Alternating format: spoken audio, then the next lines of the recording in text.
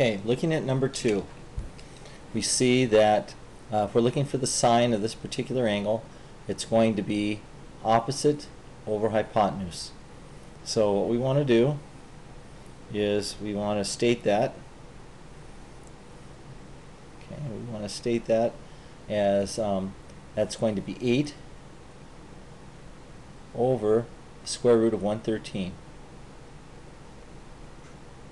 But because we do not want the radical in the denominator, we multiply through by a form of 1, and our final result is going to be 8 square root of 113 over 113. Okay? Cosine is adjacent over hypotenuse, so that is 7 over the square root of 113. And just like we did with the sine, we're going to do the same thing with cosine. So this is going to be rewritten as 7 square root of 113 all over 113. Tangent is opposite over adjacent, so that's going to be 8 over 7. Cotangent is just tangent, the reciprocal of tangent, so that is 7/8.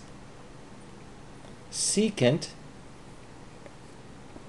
is cosine, the reciprocal of cosine, so that is the square root of 113 over 7. And cosecant is the reciprocal of sine, so that's going to be the square root of 113 over 8. Okay, going now to problem number 4. Again, looking at the angle right here and looking at its opposite side, which is 8. Sine is opposite over hypotenuse, which is going to be 8 over 17. Okay, cosine is adjacent over hypotenuse, so that's 15 over 17.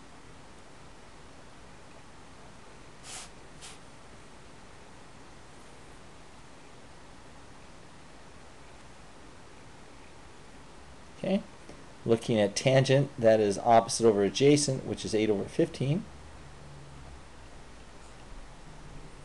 Cotangent is the reciprocal of tangent, so that's 15 over 8. Secant is cosine, the reciprocal of cosine, so that's 17 over 15. And cosecant is the reciprocal of sine, so that's 17 over 8.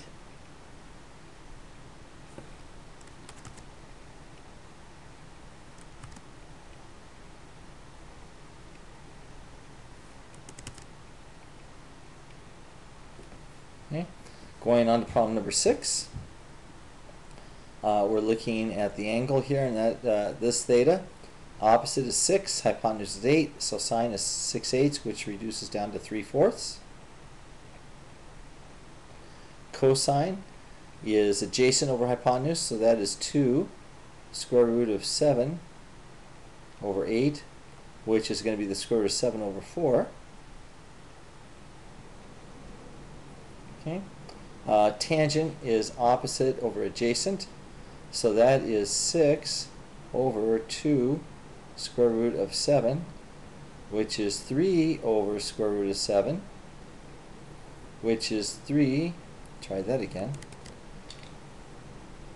which is 3 square root of 7 over 7.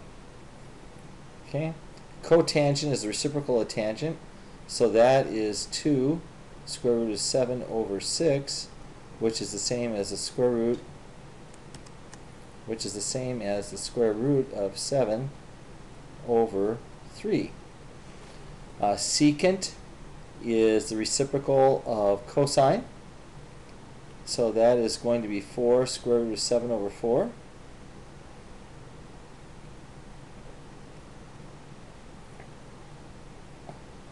And cosecant is the reciprocal of sine, so that is 4/3. Okay, going now to problem number 8, we need to find this side. We'll call this B here. So B is going to be the square root of 13 squared minus 9 squared.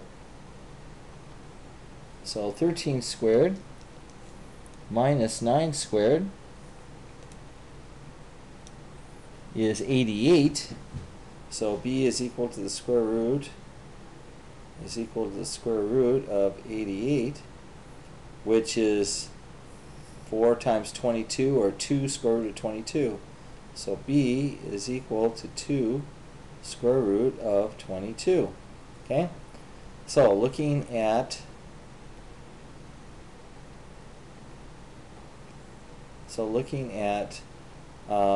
first of all, the sine, which is going to be opposite over hypotenuse, that's 9/13.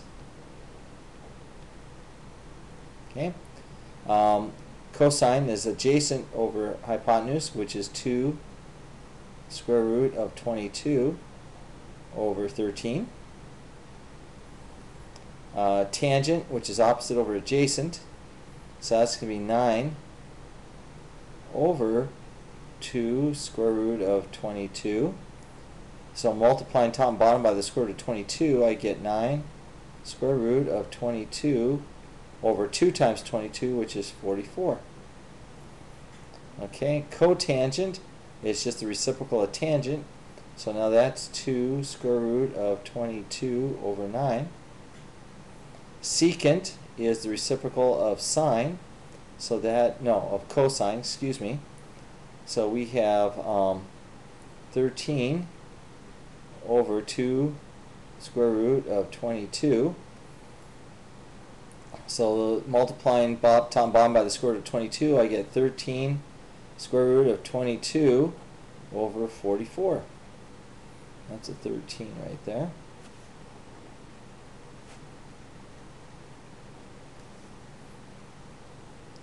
And then the last one right here, cosecant, which is 1 over sine, is going to be 13 over 9.